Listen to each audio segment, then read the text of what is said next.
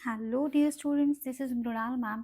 और यहाँ पे अब हम एंटरप्राइज परफॉर्मेंस मैनेजमेंट, जो आप लोगों के लिए कंपलसरी कॉमन सब्जेक्ट है, कॉमन टू ऑल सब्जेक्ट है, उसके ऊपर क्वेश्चन आंसर्स को प्रिपेयर करने वाले हैं। ठीक है, तो यहाँ पे यूनिट नंबर 1 जो है परफॉर्मेंस मैनेजमेंट, जिसमें 2 मार्क्स के क्वेश्चंस एंड उसके answer as per the updated SPPU syllabus हम यहाँ पे कर रहे हैं। ठीक है, तो फिर क्वेश्चन नंबर 1 जो है, व्हाट इज परफॉर्मेंस मैनेजमेंट, ये बहुत ही ज़्यादा इम्पॉर्टेंट क्वेश्चन है। और यस, ईपीएम में ये फर्स्ट पार्ट आता ही आता है। ठीक है, तो परफॉर्मेंस मैनेजमेंट क्या है, यहाँ पे देखिए।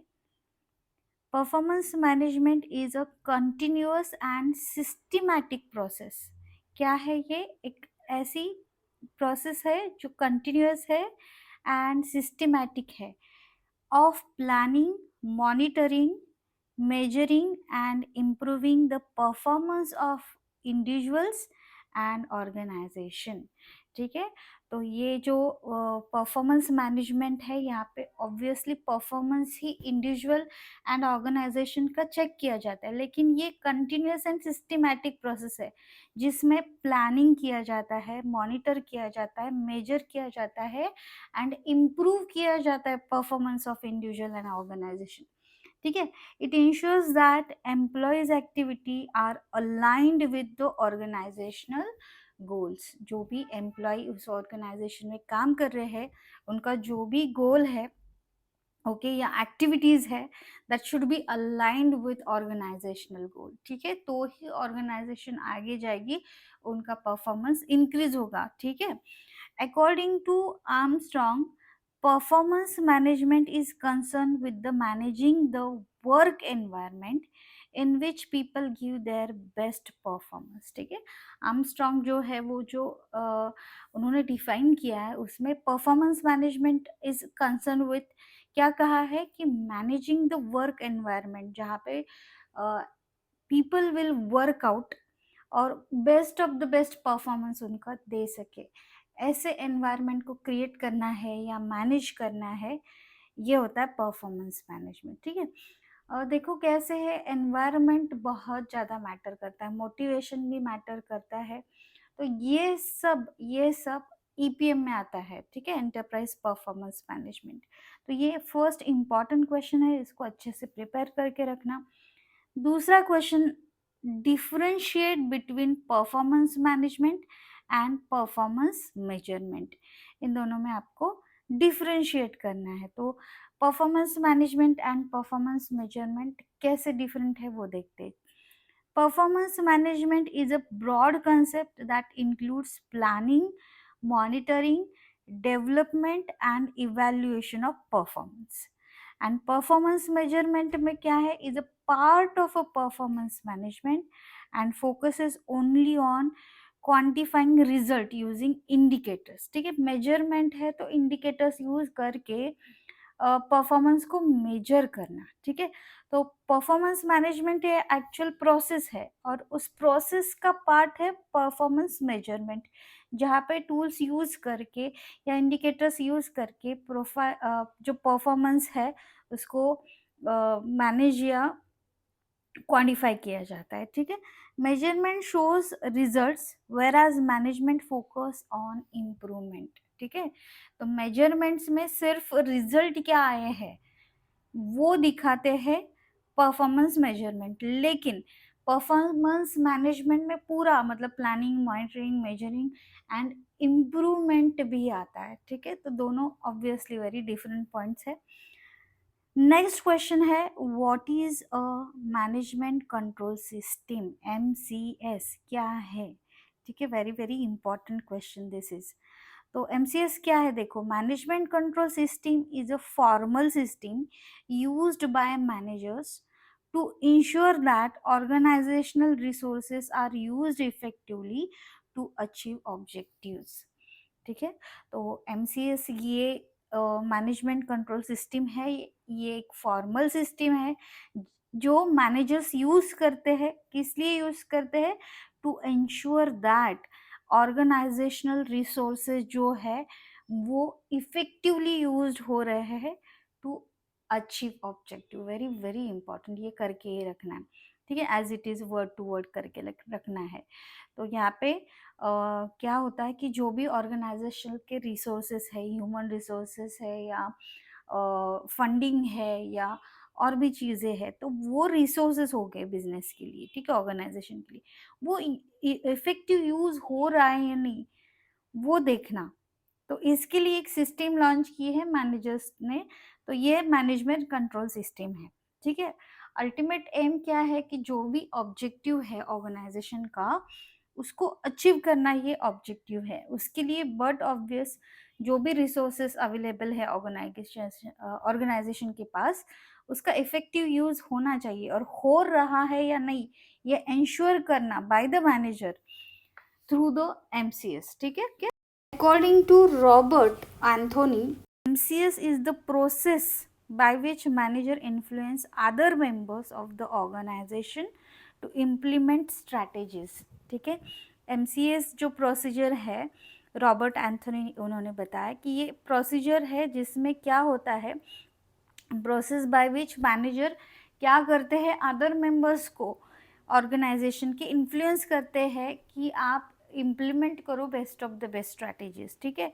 It uses both financial and non financial information, ठीक है, दोनों इंफॉर्मेशन यूज करके इसके ऊपर वर्कआउट होता है। तो ये भी बहुत ही ज़्यादा इम्पॉर्टेंट क्वेश्चन है। देखो यहाँ पे क्वेश्चंस वही मैंने पोस्ट किए हैं या डाले हैं जो एग्ज़ाम के लिए इम्पॉर्टेंट रहेंगे, ठीक है। वैसे हर एक टॉपिक में तो बहुत ज़्यादा चीज़ें हैं पढ़ने के लिए, लेकिन अभी हम एग्ज़ाम फोकस्ड क्वेश्चन को ही ज़्यादा वर्कआउट करेंगे, ठीक है। नेक्स्ट क्वेश्चन यहाँ पे है question number 4, explain the linkage between performance management and strategic planning, ठीक है। तो देखो स्ट्रैटेजिक प्लानिंग तो आप मतलब first second and third semester all semester में स्ट्रैटेजिक प्लानिंग को पढ़ाई है।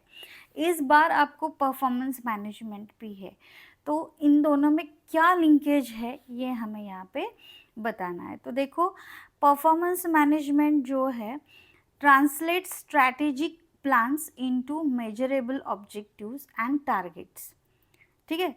It ensures that individual and departmental performance supports long-term organizational strategy.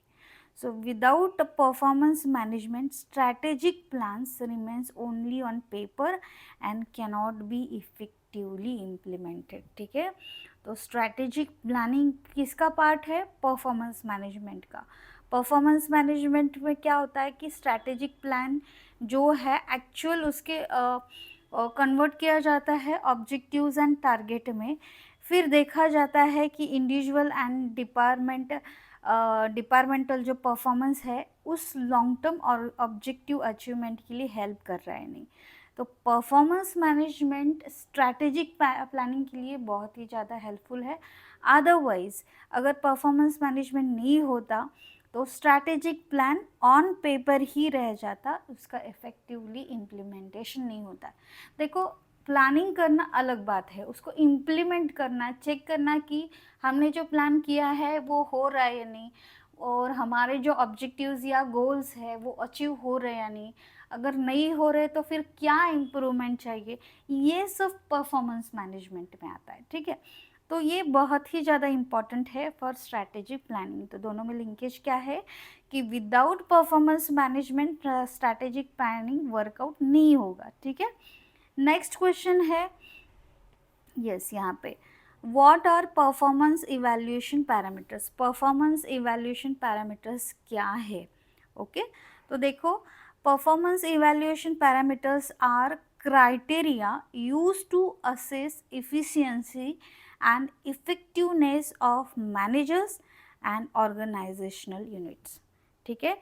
ये पैरामीटर्स मतलब ऐसे क्राइटेरिया है जो यूज़ किए जाते, किस लिए यूज़ किए जाते, to assess efficiency and effectiveness of managers and organizational unit। देखो मैनेजर्स सब हैंडल करते हैं, तो वो आगे जो पॉलिसी इम्प्लीमेंट कर रहे हैं वो इफ़ेक्टिवली है या नहीं, इफ़िशिएंट है या नहीं, वो यूज़ कर रहे हैं वो प्रॉपर है या नहीं, इसको फाइंड आउट करना थ्रू द पैरामीटर्स, ये इम्पॉर्टेंट चीज़ है। तो पैरामीटर्स मतलब वो क्राइटेरिया है जहाँ पे मैनेजर्स के परफॉर्मेंस को मेजर किया जाता है, ठीक है, इफेक्टिवनेस एंड इफिशियंसी को मेजर किया जाता है। सो दिस पैरामीटर्स में बी financial such as ROI and EVA calculate करना, return on investment and economic value added को, और नॉन फाइनेंशियल भी है जैसे कि क्वालिटी एंड कस्टमर सेटिस्फैक्शन है या नहीं वो देखना। So they help in comparing actual performance with planned performance, ठीक है। ये पैरामीटर्स हेल्प करते हैं मेजर करना या कंपेयर करना एक्चुअल परफॉर्मेंस को प्लान्ड परफॉर्मेंस के साथ। तो ये बहुत ही ज़्यादा इम्पॉर्टेंट है परफॉर्मेंस इवैल्यूएशन पैरामीटर्स, ठीक है। नेक्स्ट जो है व्हाट इज रिस्पॉन्सिबिलिटी अकाउंटिंग, ठीक है। रिस्पॉन्सिबिलिटी सेंटर तो हमने देखा है प्रीवियसली। अब रिस्पॉन्सिबिलिटी अकाउंटिंग ये थोड़ी अलग टर्म है। तो यहाँ पे देखो what is responsibility accounting. Responsibility accounting क्या है, is a system of management accounting where the organization is divided into responsibility center. तो रिस्पॉन्सिबिलिटी सेंटर मतलब देखो पूरी ऑर्गेनाइजेशन में एक फाइनेंस डिपार्टमेंट है। फाइनेंस डिपार्टमेंट जो है फाइनेंस वाली चीज़ें देखता है, मार्केटिंग डिपार्टमेंट अलग है, प्रोडक्शन वाला डिपार्टमेंट। देखो कोई कोई भी डिपार्टमेंट मतलब इंटरलिंक तो है लेकिन उनका उनका अलग से काम चलता है। तो हर एक का एक रिस्पॉन्सिबिलिटी सेंटर है, ठीक है। और रिस्पॉन्सिबिलिटी अकाउंटिंग क्या है, is a system of management accounting. Management accounting की एक सिस्टम है जहाँ पे organization is divided into responsibility center, separate separate part में डिवाइड होते हैं। Cost and revenue are accumulated according to managers who are responsible for them. तो उस डिपार्टमेंट के जो हेड है या मैनेजर्स है रिस्पॉन्सिबिलिटी सेंटर के, उनके डिपार्टमेंट के लिए कितनी कॉस्ट लगेगी या वो कितना रेवेन्यू जनरेट करेंगे, ये अकॉर्डिंग टू मतलब वो जो मैनेजर्स है उस रिस्पॉन्सिबिलिटी सेंटर के वही रिस्पॉन्सिबल होंगे, ठीक है। अकॉर्डिंग टू एंथनी एंड रिस, responsibility accounting reports planned and actual information in terms of responsibility center, ठीक है।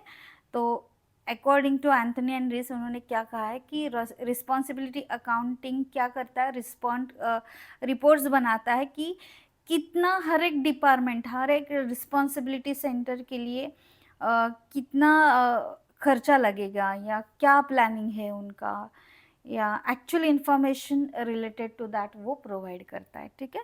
तो रिस्पॉन्सिबिलिटी सेंटर जो है हर एक रिस्पॉन्सिबिलिटी सेंटर के जो मैनेजर्स है वो उसके कॉस्ट एंड रेवेन्यू के लिए रिस्पॉन्सिबल होते हैं, उनको वो देखना पड़ता है, मैनेज करना पड़ता है, ठीक है। तो अकाउंटिंग मतलब ये जस्ट पार्ट ऑफ अकाउंटिंग है लेकिन इसको पार्ट्स में डिफरेंशिएट कर दिया है कि हर ग्रुप को अपना अपना काम करना है, रेवेन्यू जनरेट करना है या जो भी है कॉस्ट कितनी है वो वर्कआउट करना है। नेक्स्ट है व्हाट इज़ रिस्पॉन्सिबिलिटी सेंटर, ठीक है। और ये बहुत सारे टाइम्स आता है, मतलब ये MBA स्टूडेंट्स को तो ये पता ही होना चाहिए कि रिस्पॉन्सिबिलिटी सेंटर क्या है, कौन कौन से है, ठीक है। तो देखो यहाँ पे a responsibility center is a part of an organization whose manager is accountable for its performance, ठीक है। जैसे मैंने एग्जाम्पल बताया कि cost centre, revenue centre, profit centre या इन्वेस्टमेंट सेंटर, ये बेसिकली ये बेसिक रिस्पॉन्सिबिलिटी सेंटर है, उसके अकॉर्डिंगली फिर बाकी के डिपार्टमेंट्स एंड ऑल आते हैं।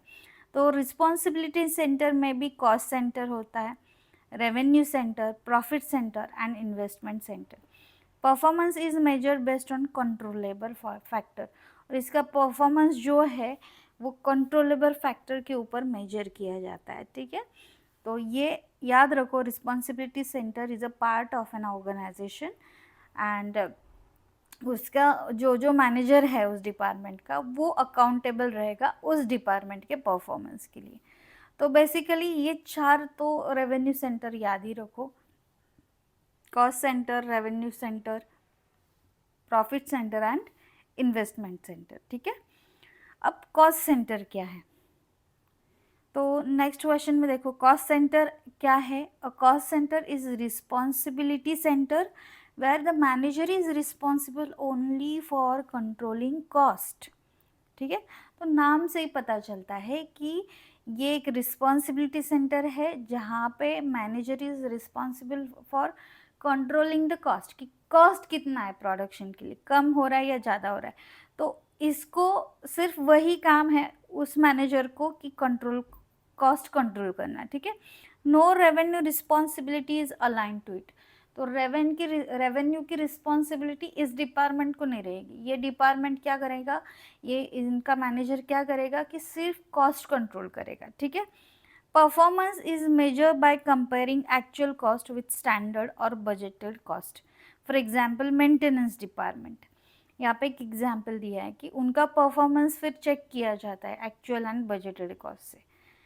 मेंटेनेंस डिपार्टमेंट एक एग्जाम्पल आप यहाँ पे दे सकते हैं, ठीक है। अब दूसरा है what is revenue center. Revenue center क्या है, देखो revenue center is a responsibility centre where the manager is responsible only for generating revenue, ठीक है। अब आपको पता चल गया होगा कि उसका नाम जो है उस सेंटर का, उसके लिए रिस्पॉन्सिबल रहेगा मैनेजर जो अलोकेट किया है उनको, ठीक है। तो अब हम बात करेंगे रेवेन्यू सेंटर की, तो उनका मैनेजर जो है, रेवेन्यू सेंटर का जो मैनेजर है is only responsible for generating revenue. वो बाकी का काम नहीं देखेंगे, सिर्फ रेवेन्यू कैसे जनरेट करना है, बिजनेस को पैसे कैसे ला के देना है, वो ये देखेगा, ठीक है। Cost control is not the primary responsibility. इनकी प्राइमरी रिस्पॉन्सिबिलिटी नहीं है, कॉस्ट कंट्रोल की रिस्पॉन्सिबिलिटी कॉस्ट सेंटर के पास है। अब इनके पास क्या है, रेवेन्यू जनरेट करना, ठीक है। Performance is measured based on sales volume और सेल्स वैल्यू। तो रेवेन्यू कहाँ से जनरेट होता है हर एक बिजनेस के लिए, सेल्स करने के बाद। तो पूरा मेजरमेंट ऑफ परफॉर्मेंस कौन से यूनिट के ऊपर या किसके ऊपर डिपेंड रहेगा, तो ऑब्वियसली सेल्स कितना हुआ है, सेल्स की वैल्यू या सेल्स का वॉल्यूम। फॉर एग्जाम्पल यहाँ पे रेवेन्यू सेंटर का बेस्ट एग्जाम्पल है सेल्स डिपार्टमेंट, ठीक है, क्योंकि रेवेन्यू जनरेट करने का काम तो सेल्स डिपार्टमेंट ही देखता है, ठीक है। नेक्स्ट जो है यस यहाँ पे what is a profit centre. Profit centre क्या है, ठीक है। तो देखो a profit centre is a responsibility centre where the manager is responsible for both revenue and cost. देखो अब आप कहेंगे मैम प्रॉफिट, तो प्रॉफिट को देखना चाहिए, तो प्रॉफिट कैसे जनरेट होता है, देखो जो भी खर्चा है प्रोडक्शन का, ठीक है, और जो भी रेवेन्यू जनरेट हुआ है, दोनों का डिफरेंस आता है प्रॉफिट। तो बट ऑब्वियस प्रॉफिट सेंटर वाले जो मैनेजर है उनको दोनों चीजें देखनी पड़ती है कि रेवेन्यू कितना हुआ है और कॉस्ट कितनी आई है, ठीक है। तो it is aligned with the both department, revenue centre के पास भी वो अलाइंड है एंड कॉस्ट सेंटर के विद वो अलाइंड है। परफॉर्मेंस इसका कैसे इवैल्यूएट होता है कि कितना प्रॉफिट हुआ है, performance is evaluated based on profit earn. It provides greater autonomy and motivates manager to improve efficiency, ठीक है। तो एग्जाम्पल है बिजनेस डिवीजन। बिजनेस डिवीजन में क्या होता है कि वो जो पर्टिकुलर डिवीजन है उनका जो मैनेजर है वो देखता है कि इस डिवीजन से कितना रेवेन्यू या कितना प्रॉफिट हम जनरेट करके दे रहे हैं, ठीक है। तो इसके इसके साथ क्या होता है कि देखो डिवीजन टू डिवीजन मोटिवेशन मिलता है कि हमारे डिवीजन ने इतना प्रॉफिट कमाया है, तो मोटिवेट भी होते हैं managers to improve the efficiency not, क्योंकि पूरा बिजनेस प्रॉफिट के ऊपर ही डिपेंड होता है, ठीक है। नेक्स्ट जो है yes what is investment center. Investment center क्या है, तो investment center is a responsibility centre where the manager is responsible for profit as well as investment decision. क्योंकि देखो जब कभी प्रॉफिट होता है बिजनेस को, वो प्रॉफिट कितना है वो भी देखते हैं और उसे शेयर होल्डर्स में डिस्ट्रीब्यूट करना है या बिजनेस को एक्सपांशन करना है, तो वहाँ पे रिटेन करना है, वो भी देखना पड़ता है, ठीक है? क्योंकि प्रॉफ़िट के बाद तो अलग से रिस्पॉन्सिबिलिटी होती है कि वो प्रॉफ़िट प्रॉपरली आपको यूज़ करना होता है बिज़नेस में भी, और जो शेयर होल्डर्स हैं उनको भी डिस्ट्रीब्यूट करना होता है। तो इन्वेस्टमेंट सेक्टर जो है, सेंटर जो है, इन्वेस्टमेंट डिसीजन एंड प्रॉफिट दोनों के लिए रिस्पॉन्सिबल होता है, ठीक है? सो इसका परफॉर्मेंस जो है इवैल्यूएट यूजिंग फिर आरओआई कितना है, आरआई कितना है, return on investment and all, EVA कितना है, इसके ऊपर डिपेंड करता है। So it is the highest level of responsibility centre, सबसे ज्यादा रिस्पॉन्सिबिलिटी जिनकी अगर है, बनती है, तो वो होती है इन्वेस्टमेंट सेंटर की, ठीक है? अब नेक्स्ट टर्म है what is return on investment. ये देखो परफॉर्मेंस पैरामीटर में हमने देखा आरओआई, यहाँ पे भी इन्वेस्टमेंट सेक्टर का मेजरमेंट भी देखा आरओआई। तो आरओआई क्या है, ये सब एमबीए स्टूडेंट्स को 100% पता ही होना चाहिए, विद डेफिनेशन विद फॉर्मूला, ये आपको पता ही होना चाहिए, ठीक है? कि रिटर्न ऑन इन्वेस्टमेंट क्या है एंड उसका फॉर्मूला भी। तो return on investment is a financial performance measure है, use to evaluate profitability in relation to capital employed. तो देखो, जितना कैपिटल इन्वेस्ट किया है बिजनेस में, ओके, उसके कंपेयर टू कितना प्रॉफिट आया है, प्रॉफिटेबिलिटी कितनी हुई है, उसको इवैल्यूएट करने के लिए ये एक फाइनेंशियल परफॉर्मेंस मेजर है, ठीक है? सो क्या कहेंगे, फिर से रीड करते हैं कि return on investment is a financial performance measure use to evaluate profitability in relation to capital employed. It shows the efficiency capital how efficiently capital is used to generate the profit, ठीक है? तो देखो, जो भी capital है वो efficiently use करने के बाद ही प्रॉफिट, और सिर्फ प्रॉफिट नहीं, अच्छा खासा प्रॉफिट जनरेट कर सकते हैं। तो वो इंडिकेटर दिखाता है कि आपका कैपिटल कितना है, उसके कंपैरेटिवली आपको कितने रिटर्न्स मिले हैं। तो इसका सिंपल सा फॉर्मूला है, देखो, net profit divided by capital employed multiply by 100। Okay, so आप ऐसे भी लिख सकते हो, देखो, net profit divided by capital employed multiply by 100, ठीक है? फॉर्मूला याद करके रखो। और यस, मैंने कहा कि एमबीए स्टूडेंट्स को तो ये आरओआई जो है, ये टर्म भी पता होनी चाहिए, इसका फॉर्मूला पता होना चाहिए, ठीक है? इम्पॉर्टेंट है। नेक्स्ट क्वेश्चन यहाँ पे देखेंगे कि what is residual income, RI, okay, और इसका फॉर्मूला भी देखेंगे। रेसिडुअल इनकम ये थोड़ा अलग से है। यहाँ पे क्या क्या देखा जाता है, देखो, रेसिडुअल इनकम जो है मेजर करता है the surplus profit earned after deducting the required return on capital, and it overcomes limitation of ROI by focusing the absolute profit। यहाँ पे देखो, अभी क्या देखा जाता है कि जो भी पैसे आए हैं हमारे पास, हमने कैपिटल जितना लगाया है, यहाँ पे हम अज्यूम करते हैं कि हमारे पास 10-20 या 25% प्रॉफिट होगा कैपिटल एम्प्लॉयड के ऊपर। तो ये हम मेजर करते, कैलकुलेट करते, कभी कभी क्या हो जाता है कि उसके आगे चला जाता है प्रॉफिट। तो एक्स्ट्रा मतलब एडिशनल एक्स्ट्रा अनएक्सपेक्टेड जो प्रॉफिट है, उसको हम सरप्लस प्रॉफिट कहते हैं, earn after deducting required return on capital. तो उसे, उस बचे हुए इनकम को रेसिडुअल इनकम कहा जाता है। तो आरओआई मतलब सिर्फ आपके, आपने इन्वेस्टमेंट कितना किया, उसके ऊपर कितना रिटर्न्स मिला। लेकिन ये थोड़ा आगे है आरओआई के। आरओआई के आगे कैसे है कि वो एक्स्ट्रा इनकम एडिशनल क्या कितना जनरेट हुआ है उसको देखता है।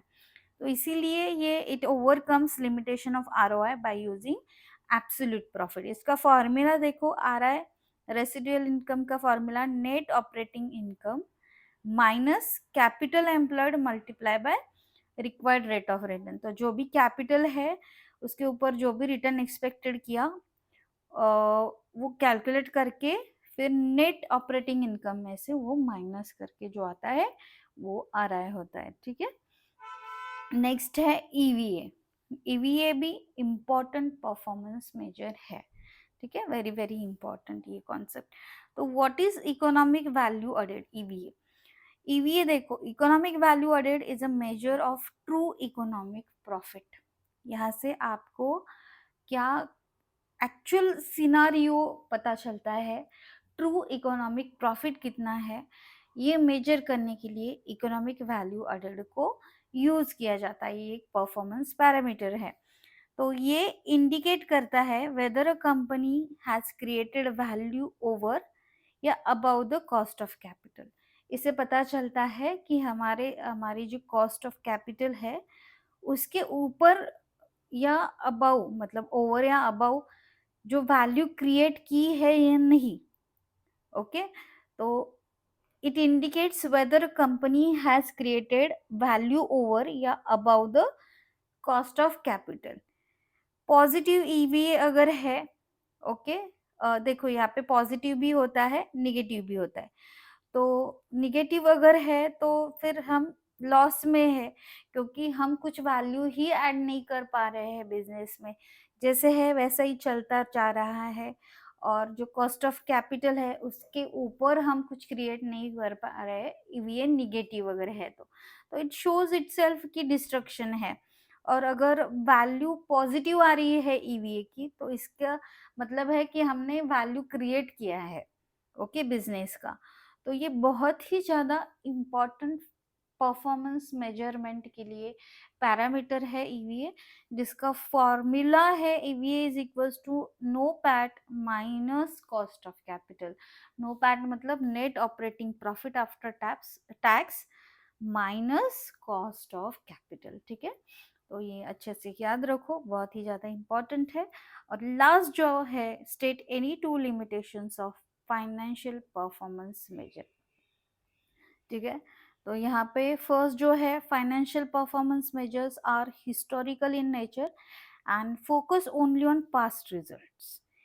ये फर्स्ट लिमिटेशन है, ठीक है, क्योंकि जो भी हिस्टोरिकल डेटा, जो डेटा आया है उसको ही एनालाइज करना है, फ्यूचरिस्टिक तो नहीं है ये।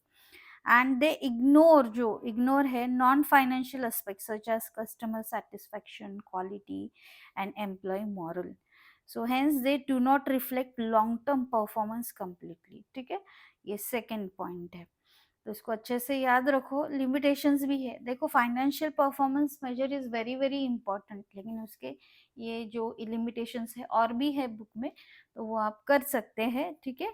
बेसिकली 2 मार्क्स के ऊपर ये अजम्पशंस पूछे जा सकते हैं, कि जहाँ पे हिस्टोरिकल डेटा के ऊपर ही फोकस किया जाता है, पास्ट रिजल्ट, और नॉन फाइनेंशियल एस्पेक्ट्स जैसे कि customer satisfaction, quality and employee morale, ये तीनों बहुत ही ज़्यादा इंपॉर्टेंट चीज़ें हैं किसी भी बिजनेस को लॉन्ग टर्म सर्वाइव करने के लिए। तो ये इग्नोर किया जाता है, इसीलिए लॉन्ग टर्म परफॉर्मेंस कंप्लीटली यहाँ से रिफ्लेक्ट नहीं होता है, ठीक है। So these are the two limitations. So these are all about 15 important question on unit number 1। All important है, ठीक है। तो इसको अच्छे से प्रिपेयर करके रखना है, ठीक है। चलो, thank you for watching and see you soon with the next useful video.